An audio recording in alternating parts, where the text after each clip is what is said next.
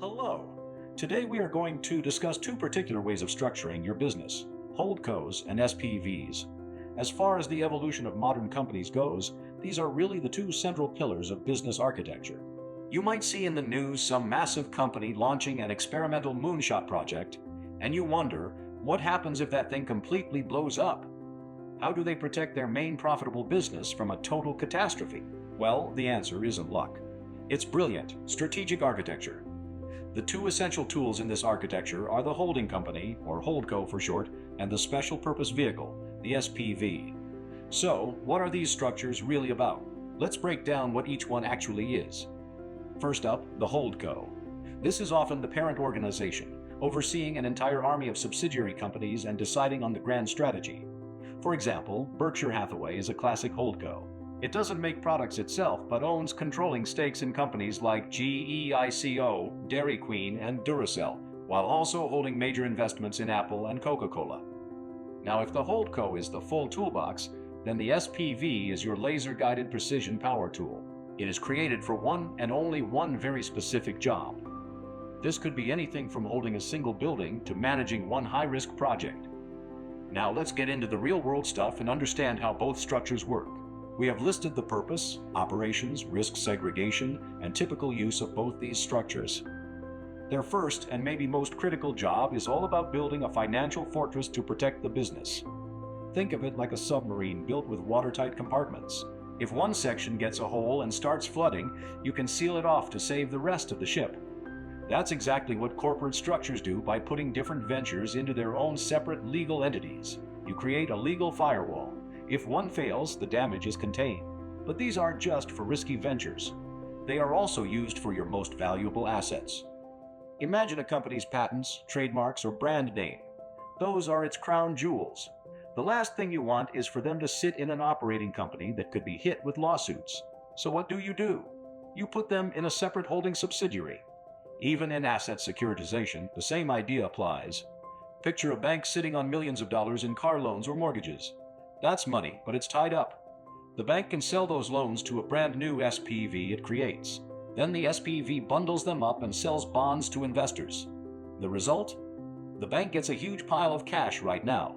And because the SPV is a completely separate company, all that new debt is kept neatly off the bank's own balance sheet. Look at Google's massive reorganization back in 2015. By then, Google wasn't just a search engine anymore. It was a sprawling collection of businesses, from self-driving cars to health tech. It was getting too complex to manage under one roof. So what did they do? They created a new parent company, Alphabet, to sit on top of everything. Google was separated from riskier moonshot projects, which were then spun into their own separate companies.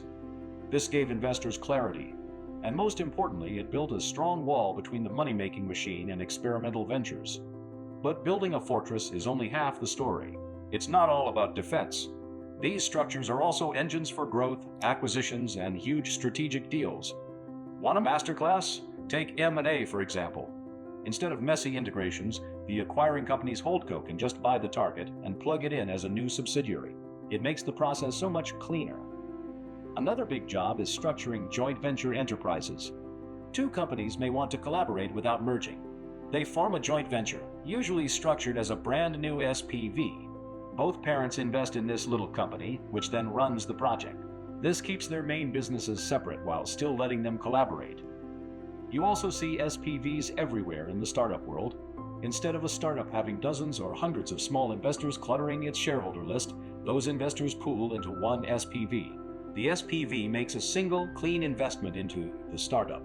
Family offices also use these tools. A family HoldCo becomes the command center for their legacy. It brings together businesses, real estate, and investments under one roof. This makes it far easier to manage and to plan for succession. So let's boil it all down. These structures serve four big jobs. They wall off and manage risk. They enable growth and deals. They bring order to complex operations. And they create frameworks for partnerships and legacy planning. It's about building a fortress, yes, but also creating a platform to take big swings. In the UAE, DMCC stands as one of the absolute leaders among global free zones. It offers both HoldCos and SPV for asset management, investment holding, and group ownership. These licenses have proven especially attractive for family offices, investment firms, and multinationals entering or expanding in the UAE. Businesses can establish their HoldCo or SPV as a limited liability company, LLC, or a company limited by guarantee, CLG. They can even operate without a physical office for business activities. And here's where AKW Consultants comes in. As a licensed DMCC-registered agent, we help clients set up and license their SPVs and HoldCos smoothly. We guide them through DMCC's regulatory requirements without the stress. We work with a diverse mix of clients, family offices, high net worth individuals, and multinationals, all with different goals but the same need for a solid structure.